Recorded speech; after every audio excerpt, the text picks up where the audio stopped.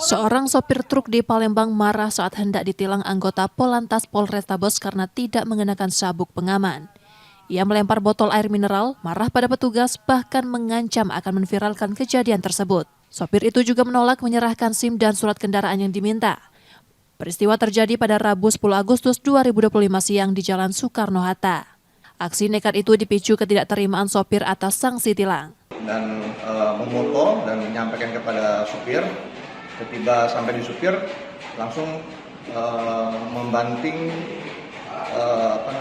botol dan juga mengeluarkan kata-kata seperti yang di media medsos tersebut, sehingga anggota kami hanya menjelaskan kesalahannya dan menyampaikan bahwa pelanggarannya adalah ini, tetapi dari pihak driver tersebut tidak terima dan tidaklah video tersebut.